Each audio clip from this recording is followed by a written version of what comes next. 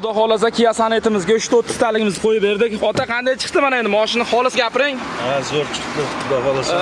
Bitta klientimiz orqasidan keldingiz, to'g'rimi? To'g'ri. Ishimizdan ko'nglingiz to'ldimi? Xolis gapiravering. To'ldi. Akalar, ahamiyat berib qo'yasiz. Bunisiga ham propan, bu yoqda Cherry avtomobilimiz, bu tomonda yana bitta Kia Sonet avtomobilimizga hozir ustonovka jarayonini boshlaymiz. Agarda sizga ham shunday kafolatli, sifatli propan yoki metan xizmatlari kerakmi, bemalol murojaat qilib kelishingiz mumkin. Aka, shuncha aytaman, siz obuna bo'lib turavering. Bizda reallikda olinadi video obzor hammasi. Ya'ni mana bu Kia Sonet avtomobil faqat ikkita xarajatga tushyapti.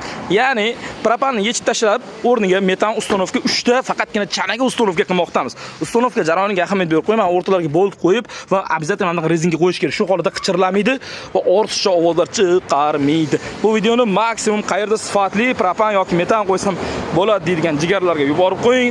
Obuna bo'lishni unutmang. Eksklyuziv video obzorlar hali oldinda. Barchasiga metan ham propan ham idealni tushadi. Faqat to'g'ri sinov qilsangiz bo'ldi.